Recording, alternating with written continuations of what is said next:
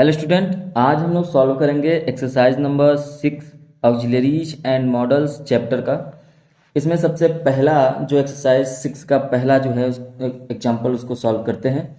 तो चलिए बिना देर करते हुए स्टार्ट करते हैं। सबसे पहले यहाँ पर मोहित कहता है, अपने डैडी से कहता है कि daddy, our school is organising special coaching for PMT. Daddy से कहता है कि हमारा जो स्कूल है वो पीएमटी के लिए एक विशेष कोचिंग आयोजित कर रहा है। ठीक, फिर कह रहा है कि डैश आई ज्वाइन इट, क्या मैं इसे ज्वाइन कर सकता हूँ, क्या मैं इसमें शामिल हो सकता हूँ। तो रिक्वेस्ट कर रहा है। रिक्वेस्ट के लिए आप मे, कैन, विल और मस्ट का यूज कर सकते हैं। तो यहाँ पर रिस्पेक्ट के साथ है तो क्या होगा, मे हो जाएगा। उम्मीद है कि इसके पहले आपने मॉडल पढ़ा होगा, और जब आपने मॉडल पढ़ा होगा तो ये आपको आइडिया लग जाएगा कौन सा मॉडल कहाँ पर फिल करना है। यदि आपने नहीं पढ़ा है तो डिस्क्रिप्शन में लिंक है, आप उस लिंक पे क्लिक करके पूरा मॉडल चैप्टर पढ़ सकते हैं। आगे बढ़ते हैं। फिर उसके बाद फादर कहते हैं कि when dash the classes begin. तो यहाँ पर क्या कहा जा रहा है, तो पिताजी इसके कहते हैं कि इसके जो क्लासेस हैं वो कब शुरू होंगी। तो ऐसे में कब शुरू होंगी क्या यूज करें, तो ये फ्यूचर की बात कर रहा है, मतलब कब स्टार्ट होंगी। तो या तो विल फिल करेंगे या तो सेल फिल करेंगे, तो दोनों में से क्या आएगा। तो यहाँ पर क्या है, व्हेन द क्लासेस है, तो यहाँ पे हम लोग नॉर्मली विल का यूज करेंगे। तो यहाँ पे हो जाएगा विल, मतलब ऑप्शन नंबर दूसरा सही हो जाएगा। तो कहते हैं कि when will the classes begin, मतलब ये कि जो क्लासेस हैं वो कब शुरू होंगी।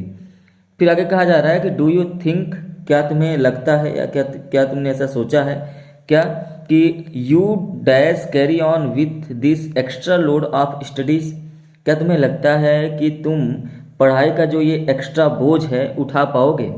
तो यहाँ पर क्या फिल करें, विल, कैन, मे या हैव टू।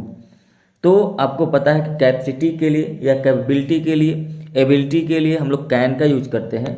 तो यहाँ पर हम लोग फिल करेंगे कैन। क्या फिल करेंगे, कैन, और ये हो जाएगा दूसरा सही। मतलब ये कि पिताजी इसके कहते हैं कि when will the classes begin, मतलब क्लासेस तुम्हारे कब से स्टार्ट होंगी। डू यू थिंक, क्या तुमने इसके बारे में सोचा है कि you can carry on with this extra load of studies, मतलब क्या तुम इस पढ़ाई का अतिरिक्त जो बोझ है वो उठा पाओगे।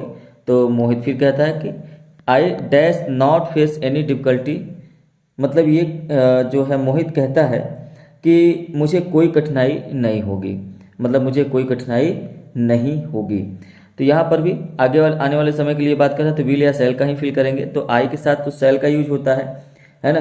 लेकिन यहाँ पर वो क्या कर रहा है कि कंपलसरी के रूप में ले रहा है, तो कंपलसरी के साथ है तो इसके लिए हम लोग क्या फिल करेंगे, विल का यूज करेंगे। तो ये हो जाएगा आई विल। तो यहाँ पर आपने जैसे ही फिल किया आई विल, तो ये हो जाएगा I will not face any difficulty, मतलब मुझे कोई भी कठिनाई नहीं होगी, है ना। Because these classes commence just after our board papers, मतलब ये जो क्लासेस हैं वो पेपर के तुरंत बाद शुरू होती हैं, इसलिए मुझे कोई भी डिफिकल्टी नहीं होगी। तो आई के साथ क्या फिल कर दिया आपने, विल। फिर उसके फादर कहते हैं कि how much time do you have to devote to it, मतलब तुम्हें इसके लिए कितना समय देना होगा। आई होप, उसके पिताजी कहते हैं तुम्हें इसके लिए कितना समय देना होगा। आई होप, मुझे उम्मीद है कि it does not interfere with your preparations for NDA test, मतलब यह एनडीए टेस्ट की तैयारी, तुम्हारी तैयारी में बाधा नहीं डालेगा, मुझे ऐसा उम्मीद है। तो यहाँ पे क्या फिल करें, तो आप यहाँ पे क्या फिल कर सकते हैं, आपके पास ऑप्शन है कैन, मे, विल और सेल। तो आपके पास 4 ऑप्शन है, तो यहाँ पे क्या फिल करेंगे, तो कैन का यूज कर नहीं सकते हैं, मे का भी नहीं होगा, सेल का भी नहीं होगा, एक ही ऑप्शन है विल। तो यहाँ पे क्या हो जाएगा, विल फिल कर देंगे। तो यहाँ पे आप फिल कर देंगे विल। इसका मतलब ये हो गया कि it will not interfere with your preparations for NDA test, मतलब तुम्हारे एनडीए टेस्ट में ये कोई भी जो है इंटरफेयर नहीं करेगा।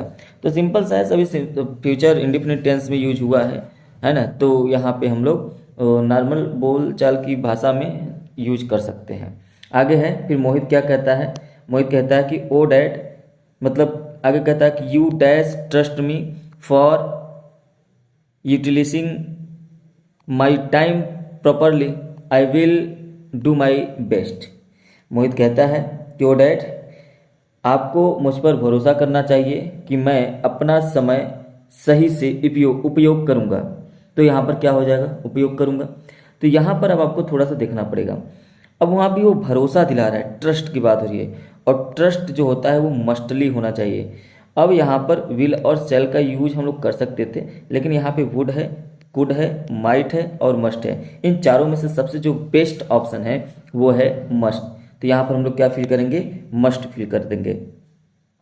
तो यहाँ पे हो जाएगा मस्ट, मतलब ये कि आपको हमें भरोसा मुझ पर भरोसा करना चाहिए, है ना। शुड होता तो शुड का भी यूज हो जाता, लेकिन शुड और मस्ट में से चूज करना पड़ता, तो आपको मस्ट चूज करना पड़ेगा। और इन चारों ऑप्शंस में से सबसे बेस्ट जो ऑप्शन है वो मस्ट। ठीक है, जो ऑब्लिगेशन होता है, जो कर्तव्य होता है, उसमें जब प्योरिटी होती है, कंपलसरी हो जाता है, तो आपको मस्ट का यूज करना पड़ता है। ठीक है, या मोरल ऑब्लिगेशन होता है, तो ऐसे में आप लोग मस्ट का यूज करते हैं।